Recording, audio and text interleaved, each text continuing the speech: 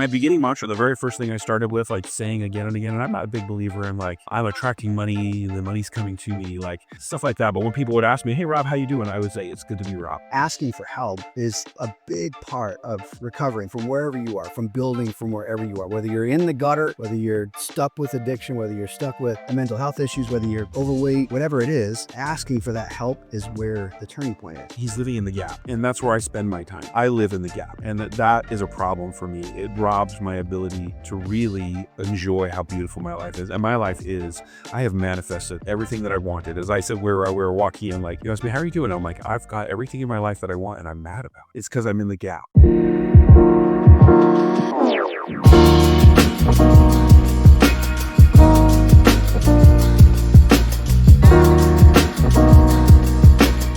you look for a resource, when you're struggling, it doesn't have, like, you don't have to just settle for whatever is available to you. You maybe start there, right? Because you just have to be able to grab a hold of that one thing. You've got a zone? Yeah, exactly. But as you go, like, you don't have to just listen to every single person. Yep. Because not every single person is going to have what you need. It's okay to be selective with the people that you speak to. Like you said, you don't talk to just everybody. I feel like you and I, like, we could talk about things that maybe we don't speak about to other people. Yeah. In fact, you know things about me that other people don't know. And that's just because it's stuff. Yeah, it's just because I've known you for a long period of time and we know each other, right? So I think, like, people think that they go to a bad counselor and it ruins them for counseling, or they go to a bad trainer and it ruins them for training. Oh yeah. Or coaching or anything, Or anything like that. Also, it's, or a bad boss, it ruins them for what, the thing about it is you don't have to be, like, you can select who you bring into that circle, who you give permission to talk to you about you. That's a funny thing. I was looking, so here I get in and I'm having kind of this renaissance, this awakening in my life. And I look for a guy that had the finances, the physical, the spiritual, the emotional, and who's looking for the whole package. The guy. Yeah. And what I realized is, and this was really very powerful for me, is that there's no guy. There's no guy. There's guys that have their finances dialed, and they are out of shape. They're going to have a heart attack any second. Mm-hmm. They've got a hamburger in both hands. Hey, you're talking about me? Yeah. That's it. That's me. And so what I had to do was, like, learn to, like, as you're saying, like with this counselor, like, I needed to pick my mentors for their area of genius. I couldn't look at them as a whole, because what I was doing is I would go in and I would talk to this counselor and I'd be like, hey, your breath stinks. And so because of that, I will just spit everything you say. Yeah. Every word you say, because you had garlic for lunch and you're not conscious enough to realize that you reek. Gotta brush your teeth, dude. Yeah, there's lettuce in there. Yeah, I can't even hear you right now. And so I think that was a big shift for me too, was I'm never going to find anyone that has everything, but I'm going to find your genius, and I'm going to learn about that, and I'm going to honor that and respect it. And then also have grace with you that you have lettuce in your teeth. You're just a guy. Yeah. There's no person. There's no guru. There's no guru. Yeah. There are gurus in spiritualism. There's gurus in physical fitness, in finances. Like, find those guys and just hang out with them, like, spend time with them, but don't, I know a lot of guys that are physically just, they're Adonises, they're in tremendous shape, but their emotion, their kids hate them. Yeah. Yeah. Their families hate them. Then they're broke. You know what I mean? Yeah. But then there's these other guys that are wealthy and it's just a weird thing. So I just want to find my balance. I want to find those areas of genius. And I've also discovering what my area of genius is, and then finding other people to complement me in my life in that space. In my business, I know what I'm not good at. And so I found a partner, and she is a genius. I'm not kidding, like Rain Man level genius at those things. But then there's my space, and she lets me stay in my lane. And we have to remind each other once in a while, like, hey, get back over there. She has to remind you, let's yes.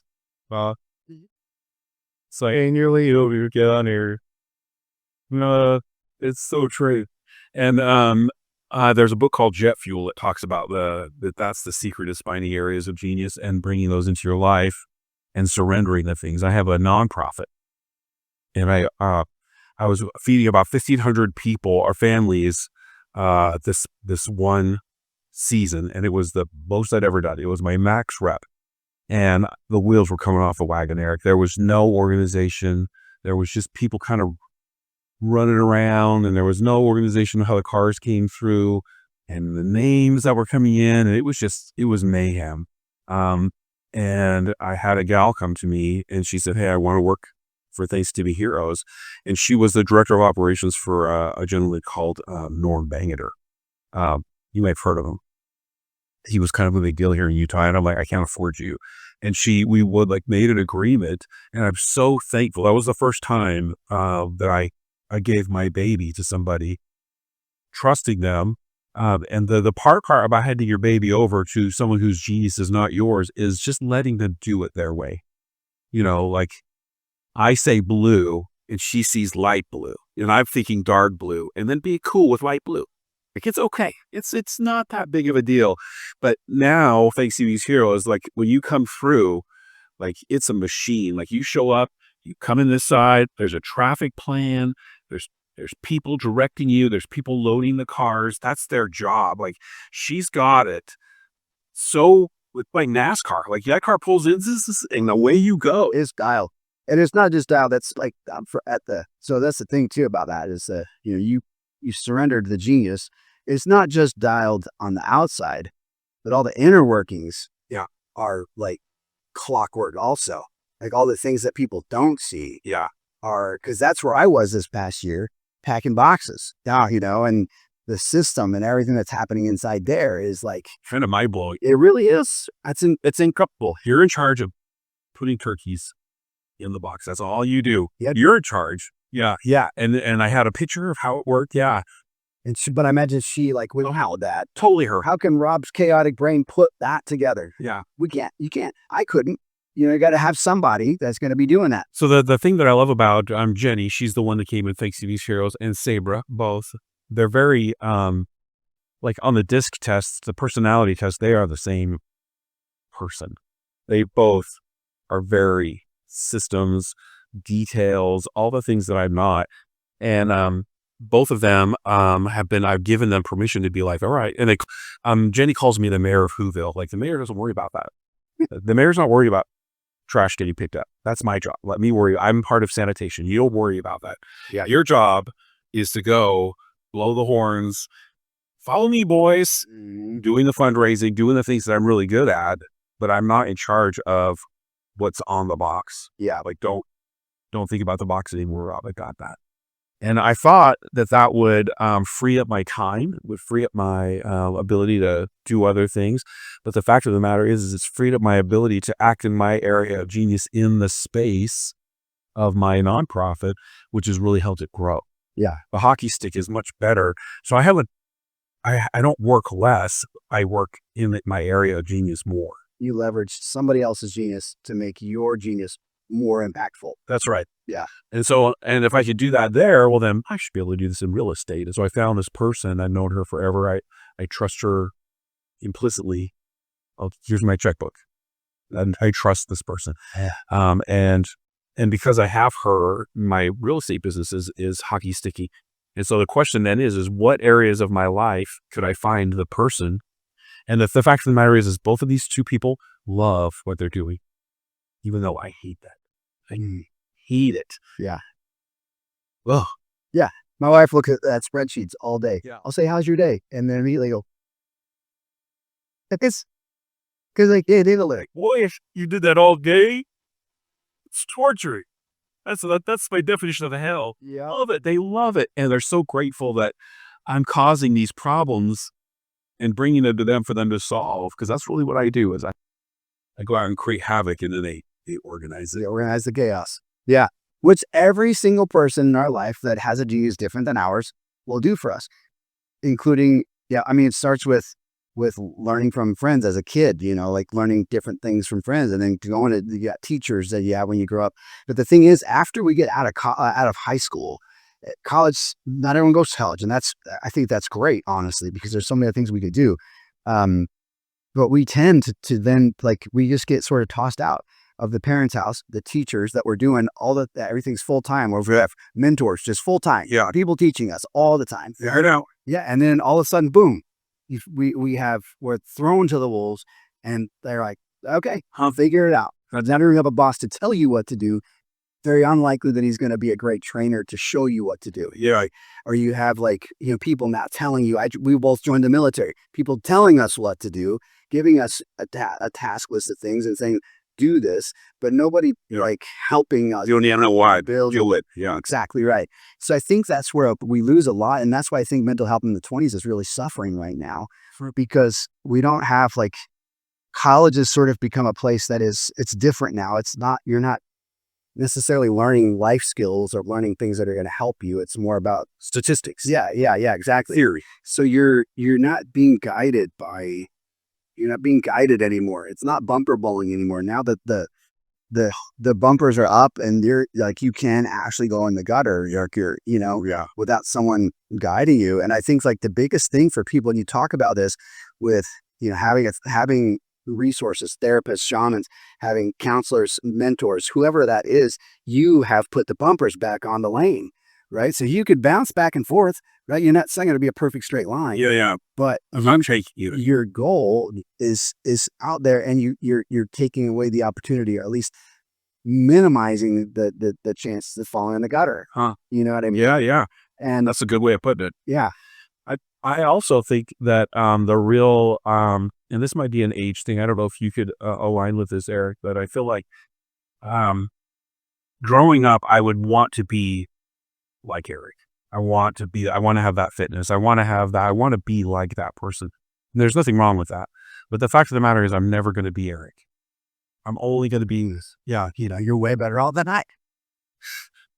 Your area of genius. I can respect your area of genius, but the fact of the matter is that I have to really honor Rob. Rob is who I've been brought here to be, and people want to do business with Rob. I'm not for everybody. I know that, but the people that I'm really for them, and I've got to lean into and give myself grace in, like, this being Rob. And I can't be George. I can't be Gary Keller. I can't be these people. I don't want to be those people. I don't want to be Eric, but I want to be the most Robbie Rob that I can be. And that only comes from really loving and having grace for the journey and who I am, not beating myself up, not having that continual dialogue, like shitting all over myself. I'm really doing the best that I can. And that's great. Yeah. That's great. And if I can stay in that space, everything comes into alignment. And that's the thing, is like that expectation that you talked about is the quickest way to rob your happiness. My expectations of what I think my wife should be doing, what I think you should be doing, what I think my employees should be doing. These expectations are the quickest way. It's like Christmas, where you expect to get all these great things and you wake up and it's not that great as a shirt. It's new socks. Hey, it's that expectation will ruin the day. And at the end of the day, you got to do shirt and socks. Like, wait, go.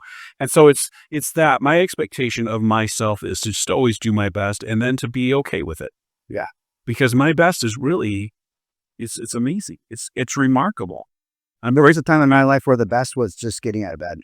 Like, you think about that. You're absolutely sure. Yeah, that was a win. We get up and, like, do something besides lay there and be Miserable. Yeah. And that's a funny thing, is that's what I like about my MVP. And mine used to be like, I just don't want to drink a gallon of Mountain Dew today. Because I was literally drinking, remember those big ass, just 6 and 4 ounce big mug. It said on there, big ass mug. And that's what it was called. Yeah. I would drink like 4 of those. Oh my goodness. Yes. So it's like, it doesn't have to be a huge victory in order to feel like you're winning, but you have to be intentional about winning. Yeah. In order to have the victory. Yeah. And so that's the shit that I'm having, is I can't be somebody else. I can only be myself as good as I can. And that's really pretty great. Yeah. And be cool with it. One of the things about Rob that I want you guys to know about is that, like, he is super intentional. And it's sometimes, like, when we're stuck, because a lot of us get stuck. In fact, all of us get stuck at some point. It really boils down to, and the same thing with me when I just felt like I was losing it. I needed to take control of something in my life. So I went and made a doctor appointment, not knowing where that was going to go. Yeah. But Rob's very intentional about making sure, like, if he feels something's out of whack, he's going to figure that out or ask somebody about how to get that done. So, all you have to do is reach out and make that first inquiry, that first decision to take control of something. That's right. To get out of bed, like I needed to do at one point, like I said, and I couldn't get out of bed. I didn't want to get, so getting up was a victory. That's the piece I could take control of. But once you're up, you're like, what do I do now? You have to ask somebody, right? Yeah. And continue to ask, like, always be curious about how can I be getting better? How can I not fall back into those like routines that or the not routines, those sort of ruts that I've been in my life. Yeah. And I still find that, I mean, it's a daily battle. Yeah. It's not like a thing that ever gets figured out. It's a journey without a destination. Yeah. But we have a path that we need to stay on. That's right. Right. And so, like, it's that journey where I guess it's, I could go back to the bumper bowling thing. I want to get to the end, but the end is when I die. Yeah. I'm not going to get to the end of this journey before then. Yeah. Like, I'm not going to have it all figured out. Yeah. It's always going to be a constant process of tuning things up and bouncing back and forth and asking for help, right? Changing that mantra. Where do I need today? My beginning mantra, the very first thing I started with, like, saying again and again, and I'm not a big believer in, like, I'm attracting money, the money's coming to me, like, stuff like that. But when people would ask me, hey, Rob, how you doing? I would say, it's good to be Rob. Shifting my mindset from, like, this victim to, like, I actually have quite a bit to be happy for. Like, I woke up today. I got up today. Win. Yay for me, and it's that, like, just, I love that. Continually growing, continually being, what'd you say? Curious. Yeah. That's the win. Yeah. Yeah. So a little bit about you so you kind of have a rougher upbringing, not a bad deal, but a different experience than a lot of people have growing up. How do you think that shapes who you, I mean, feel free to go into whatever detail you want, but how do you think those experiences shapes, how you were in your 20s and sort of feeling lost and victimized versus how you are now? Yes. You know what I mean? Yeah. That's a great question. The first thing that I would probably talk about is my financial thermostat. Being raised in poverty, you don't believe that you're worthy of. In fact, there's almost a stigma of rich people are bad.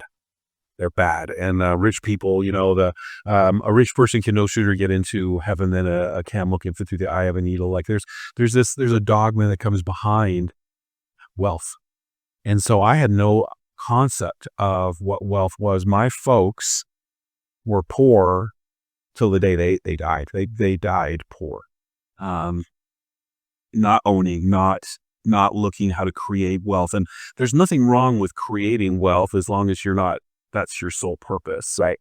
There's a lot of other things in life, but my first year in real estate, my broker came to me. He said, Rob, if you keep it up, you're going to make 6 figures this year. And I'm like, 6 figures? I didn't even know what that meant. Yeah. He's like, yeah, like 1 0 0 comma 0 0 0 6 figures. I'm like, you think I'm going to make $100,000 this year? What does that mean? Like, if you kept that high. Yeah, because the most my folks had ever made was between $40,000 and $50,000 in a year. And that's a family of 6. Like, that was a great year. That was a really good year for me. They had $45,000, and so to make $100,000 in 1 year, like, it broke my financial thermostat. You can almost hear the spring, because I'm like, that's impossible. People can make that kind of money. And then it's interesting, like, then once I did it, my first year in real estate, and this was back when the median price of a house was $153,000. I sold, I made $126,000 that year with my splits, and I was paying a split for leads, and I was on a team, and it changed my perspective. And then the second part was being around people who were making way more than that. Like, every year they were making significantly more than that, and being with them. That first year in real estate, I sold enough homes that I sold 39 homes my first year, and I got to go. I won a cruise, and I got to go with these guys that I considered kind of like real estate gods. Josh Johnson, Dave Parker, like some of these guys that are like Mm-hmm. crazy successful, like out, no way. There's no way I'm ever going to do that. And I hung out with them and I had dinner with them. I played volleyball with them. We went to a water park and they're just dudes, Yeah. just a bunch of goons, just like me. In fact, Mhm. they had problems in other areas of their life that were way worse than mine. And I was just like, what? How are you doing that? And it took the stigma of this like godlike worthiness away from money. It's what am I willing to receive? How hard, what am I going to do to be deserving of that kind of income and then behave in that manner? It's not magic. It's not luck. It's just getting in the right place and doing the right things again and again and again, regardless of how you feel. Sometimes I don't want to get on the phone. Sometimes I don't want to have those conversations. I get up and go to the gym, but that's not my choice because I'm a professional at what I do. I'm really good at it and I'm going to do it every day, regardless of how I feel. Yeah. Because if you just did what was necessary whenever you just felt like it, you would never go to the gym. Yeah. Especially on those cold days. Gosh, you got that right. You know, it's funny because I think like growing up without a lot of money, I didn't have any, it's not like you had much more dire circumstances than I had as a kid, right? But we didn't have a ton of money growing up. I think, so both you and I joined the military, right? And Not just the military, the Navy. Yeah. So, yeah, Dixie cups, the whole thing, the bell bottoms, the whole thing. Yeah. And Projects. if you think about like the enlisted corps in the Navy, Yeah. or in any military branch, there's very few of those people that came from Wealth. a wealthy background. Yeah. You know what I mean? Yeah. Because, and then you go in and you're paid so little. I mean, you're basically living on just nothing. Yes. But that's okay with those people Yeah. because then If you never had anything, they've never had anything. Yeah. That's what they have. They have I get $600 a month. a month. What the heck? And they give me food, Yeah. a bed, they'll My clothes? Yeah, what the heck? What do I eat? $600. Oh, yeah, and so I think like that's you grow up and now you're in your 20s and you're serving in the military, and then the natural progression from uniform is to go to another uniform, where you go to be a police officer who again, or whatever it is, again your wealth is dictated by somebody else, and there's very little of it, Yes. right? Yeah. And so at some point you say to yourself, Wait a second. what? And what was it? What was the bell that went off that said, I don't have to be Rob that grew up poor and in the military and a police officer. I could be somebody different. It was that first year in the business. My goal when I got into real estate was to sell 12 homes. I just wanted to get paid once a month. When was this? What year was that? So 15 years ago, math. Okay. Yeah, whatever that is. Yeah. Hmm. 2011? Does that sound right? Yeah, that's about right. Or 2010? Oh, yeah, right in that neck of the woods. And so I had no perspective of growing wealth. I just wanted to sell one home a month, At that point, that would have been like a $50,000 year. which my best year was $60,000. That's the best year I had before real estate. Yeah. And that's awesome. Yeah. And I only had to do one a month. Like, how hard could that be? Yeah. And then I got in there and I in my first quarter, I had sold 8 homes and I was like, I'm kind of ahead of schedule here. Like, what could happen if? So I called up my wife and I said, hey, you need to quit your job and come over here and get your license and let's work together. Because I knew she was administratively stronger than I was, by far smarter than me in that area. And I said, because my deals were kind of coming apart. I was attorney in my addendums. I was losing. There was stuff under the McDonald's boxes in the back like that probably should have been given to my broker. You know what I mean? I was a mess. And so I had her come over and that's when things really took off.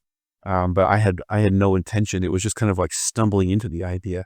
And then when I did the math on how many deals I closed and doing my taxes, I hadn't put anything aside for taxes because I never had to before. It was just really kind of and they told me how much I had to pay in taxes. And I'm like, I've gone whole years and not made that much money. And you want me to pay that in taxes? Like, it was this kind of a rude awakening of like, I've got to get smarter. Yeah. About Hiding money is different. Yeah. Different problems. Different problems. But then the thing is, What was it before real estate? Were you in law enforcement right before real estate? no, I was a Six Sigma black belt. Oh, Do you know what that is? yeah, sure do. Yeah. Not very many people know what that is. I was an efficiency expert, and my company would lease me to other companies, and I would go in and figure out how to make their company run more efficiently. Yeah. Which is appeals to my German mind, like how can we run better? It's so, but that was a big deal in the early 2000s, that sort of thing where Six Sigma was like, it was a big day, and it was really, it was a sort of a novel thing to run a company that way. Yeah. So my company had 2 or 3 of us, and they would just lease us out. And truth is, I would never, I'm not that smart. I would go into the guy that worked in the warehouse for 25 years and be like, bro, tell me 2 things that would make your life easier. Well, and then I could quantify it with a Six Sigma training. If we did this, what Bill told me to in the warehouse, then you're going to save this much money and the time and the thing in the deal. And then the reason that I was successful is because I didn't have the ego. I'd be like, and by the way, Bill gave me these ideas. I'm going to quantify it for you. But it was really, you've got the talent to be a much more healthy company. And so what I found out is I'm not good at helping people be more efficient. I'm good at creating communication and connection. And so now the owner's looking at Bill in a whole new light. He's not just that guy that shows up and eats a peanut butter and jelly sandwich every day. He's the time clock. Yeah, Bill actually knows what he's doing out there. And in so doing, that's when I kind of realized that communication and relationships is my power. Yeah. I'm really good at making those connections. And like when you see me at the gym, like all of a sudden be like, wow, man, I'm really struggling. I've got to get my house painted. And I'm like, oh, actually, Gary over there on the treadmill has a house painting company. I'm going to get you guys, come on, let's go talk to him. You know what I mean? And then I'm a super connector. Yeah. I'm not good at being efficient. Yeah, I am. I'm good at being efficient, but that's genius. Yeah, my genius is. Yeah. It's connecting. It's communicate. I would 1,000,000% agree with that. In fact, I don't think you and I would know each other without you coming to me and talking to me. Yeah. Because that's not a natural thing for me. Yeah, your door was closed. Yeah. I don't know if you remember that. No, my door was always closed. Yeah, your door was closed. I opened the door. I stepped in and I'm like, hi. Yeah. My name's Rob. Yeah. Can we be friends? Kind of like it was, and that's not my genius. I don't like talking to people. In fact, sometimes it's paralyzing. And if I have to do it too much, it's exhausting. Yeah. I got to share my podcast. Yeah, I'd love to. Do you remember that when you were a kid, the hearing test? Yeah. If you heard it, you have to raise your hand. Oh, dude. I went to the mall. They had a hearing test at the mall. And Annie was in shopping. I'm like, I'm not doing anything. So I sat down, the guy tested my hearing, and I'm like, I can't hear my wife. I don't know. So the guy does the hearing test. I get a call from the doctor, and he's like, I need you to come in. He's like, you've got a hearing of just being in the Navy, you're around a lot of loud noises and the Army and all the things. And he's like, you've got hearing like a teenager boy. Like you've got perfect. There's no damage. It's perfect. So we get the a pamphlet on listening. So what you're saying, Doc, is I'm an ass fair. He's like, that's funny because I can't like either at the time. Seriously, he's talking all years. Like I'm underwater, Bethany, So I have to pause the TV or like turn. Okay, go. Yeah, and sometimes she'll be talking to me, and I'm like, I have to apologize. I haven't been listening to you for like 10 minutes. Yeah. So we're gonna have to start over, or this seems important. You asked me some questions. I should probably know the answers to. I don't know what we're talking about. I feel bad about that sometimes because literally I'm like, I'm so sorry. Yeah. I have no idea what you're saying, Drought. Now we got to go back. Yeah. And like start over again. Your voice is pretty soothing. I know. That white noise. It's like listening to the ocean. You get nothing out of it. Andy will say to me, we talked about this a lot. This happens a lot. Like, Rob, we talked about it. You agreed. Thank you. You agreed to like come to Zayaka's dance recital. And I'm like, this is the first I've heard of it. Say, look, I just had that conversation the other day where she's like, no, we were doing this on a Friday. I'm like, be cool if I knew about this. Yeah. Like, did you tell me? She's like, yeah, I told you once a week for the last month. I don't think that happened. Yeah. Like that's, So here's our agreement. It's like when she's telling me this stuff, I'm like, I'll say to her, I'm listening to you. Put it on the calendar. Just Mhm. if it's not on the calendar, I'm not going to be there. That's why I tell, it's just like send me an invite. Yeah. Put it in my email on it, like put it in my calendar, and then I will accept it. Yeah. And then it'll be there and I'll know that I have it. The funny thing about that is, I don't know if you're this way, but I'll get like a ding. I gotta go. I don't even know what it's like. It pops up any address. I need about that much time to get. I gotta go. And I'm driving across town, being like, Where am I going? Should I bring a swimsuit? Is it UALB? What are we doing? The weathermen are sweetie. I love working geek. It's right. Stay classy. We'll put a question mark at the end of that. You know, That is what I become. oh, that's funny. My mechanism. She knows too. Yeah, that's so funny. Anyways, I can't remember where we were, but I think for me, like, what we were talking about. You know what it was? It was the thing about growing up that way. Oh yeah. Is that no matter how much wealth I gain, no matter how much security I gain, I'm always going to be running from poverty. Yeah. It doesn't matter. And so that's something that I've been really working on, is feeling abundance, feeling successful, because I look hungry? You know what I mean? Yeah. I'm not sleeping in my truck like I did as a kid. I have a warm place to sleep. I'm good. My kids are beautiful. beautiful. It's beautiful. I have nothing to be worried about, but here I am still kind of in fear, running from poverty. I'm running from obesity. Yeah. I'm still fearful at just that I'm going to have that one cupcake that was at the meeting, and I'll just be up right back up. And so I don't know if that's a bad thing, but I know that it robs my ability to really enjoy the moment, because see that I get a big paycheck and I'm like, and I need a paycheck. I'm going to lose this. I'm going to lose it. It's going to be gone. Yeah. It's, I never really thought about it that way, because until honestly, just so I was talking to a friend of mine not that long ago, just a couple, not even have been today. I can't remember, but it was really recent, where they were saying like, they gave me a number of the money that they have in the bank. And I was like, wow, are you kidding? Yeah. It's this astronomical amount. I mean, but to that person, it was still, I mean, I think that they feel happy with where they are and whatever else. But the first thing they said to me was, I grew up poor, and I never want to feel like that again. Yeah. Have you ever read the book, The Gap and the Gain? I'm actually reading that right now. Yeah. So he's living in the gap, and that's where I spend my time. Yeah. I live in the gap, and that is a problem for me. It robs my ability to really enjoy how beautiful my life is. And my life is, I have manifested everything that I wanted. As I said, we were walking, and like, asked me, how are you doing? I'm like, I've got everything in my life that I want, and I'm mad about it. Yeah. It's because I'm in the gap. Yeah. Because it's still not good enough. There's still, once I hit that number, once I hit that many deals, once I have that many number of people on my team, then that's when everything's going to be fine, which is an absolute lie. That's the journey I'm on right now. And so me raised in poverty and in that disparity rather than in abundance it's insidious. It's not just all of a sudden you're successful.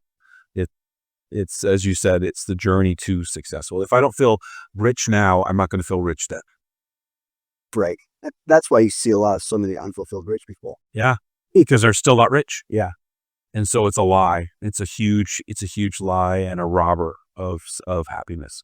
And so that's, I think I'm spending, if I could say like, what's 2025 about? It's about being in abundance. It's about being in health. Like I'm in really great shape for this year, make and model. I'm doing great. But if I could just lose that extra 10 pounds, like, that's bullshit. Yeah. And so, just the other day, I was telling somebody, because I recently started Muay Thai kickboxing again, and I haven't done that for a long time. And I'm gonna be 49 this year, so I'm certainly no spray chicken. old. Yeah, old, right? And I was doing this workout, and it was an intense workout, and I got to the end, and I was pissed about my performance. Like I didn't do as well as I wanted to do, because I have these trackers that show like what the kicks and the punch and all the power and all the things. And it was not what I want. I should be. Yeah. And then I remembered, and it took somebody telling me this to be like, it's okay that you're getting older. Your body still did that workout. Yeah. And did it better than most people could ever do, especially at your age. And I couldn't see that. I was pissed about the fact that I didn't get it done exactly how I think I should have done it. Yeah. I wasn't happy about the fact that I could accomplish something that difficult. Yeah. So you're right. Gap in the game. I have, as I'm reading that book, I'm like, oh my gosh, man, there's so much of my life that I feel that I'm not being fulfilled because I'm worried about what's next or what's coming or what I have to do to get to the next milestone. Yeah. But anybody else looking at me would be like, that guy's got it figured out. Like he's in great shape. He finished that whole workout. Yeah. For an old geezer. I can say that I know an old guy. It's cool. Yeah. I know one too. Is that, well, I think but I think it all comes like from, there's a point in our lives, there's a breaking point. I think for you decided like, I get a choice. Yeah. I have a choice. But then you also asked for help. Yeah. You asked for some guidance and you continue to ask for guidance. I'm still working on that. I still have, like, I'm not as open to suggestion, I think, as you are. I tend to, I know I don't know it all. I know that. And I know that so many people, in fact, probably 99% of the people I meet are smarter than I am. But I also still feel like sometimes I can get it done on my own. You know what I mean? And I'm working on that. So, asking for help is a big part of recovering from wherever you are, from building from wherever you are, whether you're in the gutter, whether you're stuck with addiction, whether you're stuck with mental health issues, whether you're overweight, whatever it is, asking for that help is where the turning point is. Yeah. Where the breaking point is, And isn't it weird to think that in surrendering, what we would consider a weakness is actually the strength? Yes. I tell my kids that all the time. So my daughter, two of my daughters have overdosed on pills, like intentionally. They're still here. They're good. But I had to remind them that asking, like, I didn't want to tell anybody. I didn't want to tell anybody how I was feeling. That part, because that's the thing that you don't want to do. Doing that is actually the brave thing. Yeah. The strong courage. The courageous thing to do, rather than succumbing and doing something. I can do this myself, or I'm just going to check out. I'm not going to do anything because I don't want to burden or talk to anybody about it. Asking for that help. Imagine if you hadn't asked for that help that first time. Yeah. Right. Imagine if I hadn't asked I'd be honestly like, I'd be a whole different life. That's right. If I hadn't asked for help that one time. Yeah. And you continue to ask. I don't ask as often as you do. And, I think you have quite a few things more in your life worked out than I have. But you continue to ask for help and it shows, right? You're never going to be like, I know it all. I'm done right now. Yeah. Everyone go away. I'm good. Yeah. Watch me now. I'm going to look foolish. I'm totally cool with that. So that's the thing, you guys. That's the thing about Rob that I think anyone could take away, because I know Rob has struggles upstairs. When we're talking about mental health, he has physical struggles just like all of us do. It comes from a rough, an upbringing that, you never felt unloved, but you certainly didn't have all the things that you, even needed. Right? I was hungry and homeless. And, but it's at one point, the breaking point for Rob was to ask for something, to figure something out that he could control. And it happened to be in real estate. And to me, like, I think in real estate for me too, it changed my perspective on how things can go. Doesn't mean that happens for everybody. We know that a lot of people don't. It's not for them, and that's fine. But the bottom line is, that's where you found, that was sort of your point where you could say, how do I do this? You're hanging out with people that are showing you, like, I'm not any different from these people. I could do this too. Yeah. And you're continuing to ask. So everybody out there, I tell you, like, if you can't be Rob right now, and you can't, like, if you're in some place, you have to reach for something. Make an appointment with a doctor, make an appointment with a coach or whatever it is. There's a lot of free resources. You don't have to have a lot of money to do this. In fact, both of us, when we asked for help, both of us were not at a place where we had money.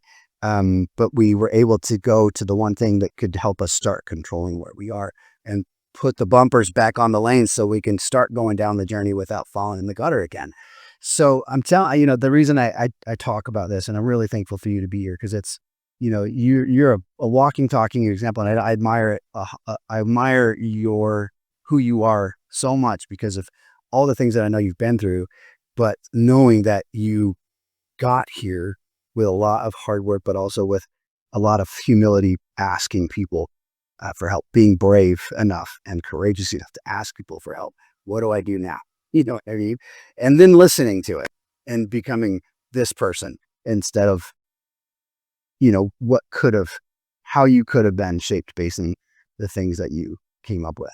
You know what I mean? So Hearing that compliment, I would receive it. Thank you. good. Yes, you should. And I'm happy to give it. And I'm thankful that you came on here. Any parting thoughts? Anything you want to give a plug for Thanksgiving Heroes? Because I think that's amazing. Because you got to start ramping up here pretty soon. Yeah, we have our motorcycle rally coming up here on July 12th. If you have a motorcycle, come and join us. We're going to have a band. There's going to be bounce houses and booths, and it's going to be a lot of fun. We've got 2 concerts that are coming up. If you want to get involved in a nonprofit that's 100% local, thanksgivingsheroes.org is changing people's lives. We've fed 482,000 people so far to date. And so we've got some amazing goals. And it's not about food. It's about creating hope. It's about connection. And it's about paying it forward.